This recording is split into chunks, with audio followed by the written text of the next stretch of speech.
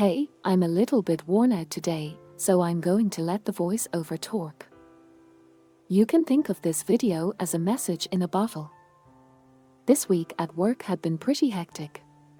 We'd filled up the entire unit with patients, and then in one day we discharged almost all of them.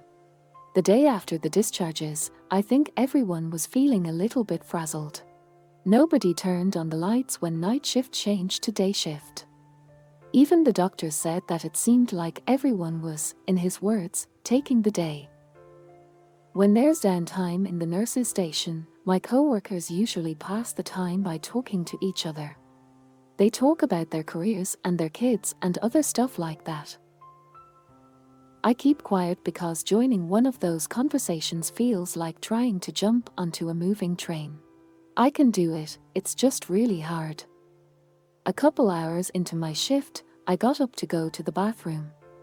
I found myself in the bathroom alone with the door locked, and I suddenly realized that I was on the brink of tears. Without my realizing it, this really big feeling had snuck up on me. I was feeling this overwhelming sense of relief at being in the bathroom with the door locked because it felt like the world couldn't reach me there. It felt like while I was in there with the door locked, I had suddenly been cut free from all the threads tying me to the busy world outside. Like the world was this racing river I was bobbing in, struggling to keep my head above water while barely having any time to worry about the obstacles and dangers I was being swept toward. And for a minute in the bathroom, I had been able to step out of the river. I was feeling tearful because I didn't want to leave that moment.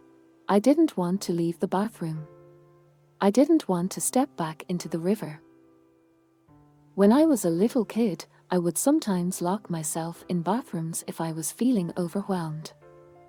Someone would have to call my dad to come coax me out through the door.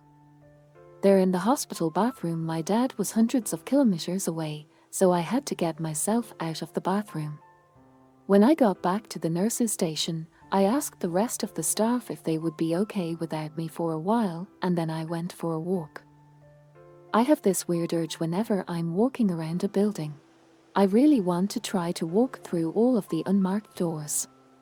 It's a feeling I can't describe very well, but I'll do my best. I have this weird sense that if I break off my designated path through the building, then I will have suddenly broken the universe's script. Like if I go down that weird hallway and peek into that weird door, maybe I'll sequence break the world.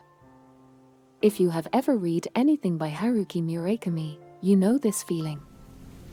Buildings are required to have push bars on doors for fire safety.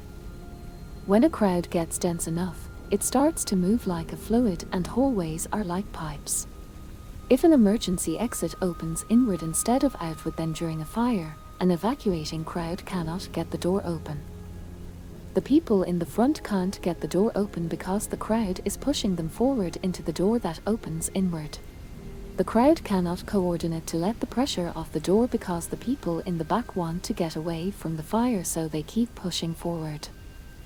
When that happens, the force of the crowd can literally crush the people at the front to death. A lot of the time, I feel like I'm stuck in a crowd that keeps rushing forward.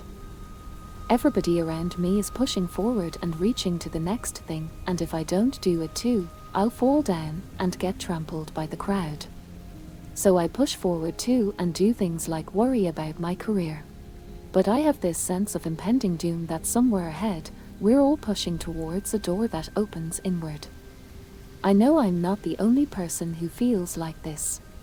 My co-workers are getting married and buying houses and having kids. Sometimes they talk about crying in the parking lot before coming into work. A lot of the most successful people I know take antidepressants. There is nothing wrong with taking antidepressants, but it is meaningful to me that the people who seem like they have everything figured out need them too. I think we have this pact with the world that when you're in transit, you temporarily inhabit your own bubble of time. Like if you're in an airplane and a major news event happens, you actually stay in the world where that event didn't happen for a little while longer until you land and the bubble pops. That's why it's okay on the bus to wear headphones and look out the window instead of talking to people. They know that you're in your own bubble of time, and it is against the rules to try to pop it. When you go for a walk down a road with a dead end, do you ever wonder what will happen if you just keep going? Like if you get to the barrier at the end of the road and instead of turning around, you walk past it. What will happen? Will you walk off the edge of the map and fall forever? Will you reappear on the other side of the map like in Asteroids where you can't escape the screen? Or is it like Minecraft where everything keeps going on forever? Do you ever ask Google Maps for walking directions to a place continents away and wonder what would happen if you just went? I like my home too much to actually walk across continents, and it would be too dangerous, but still. I think that in all of us there is a dead-end road with a barricade at the end.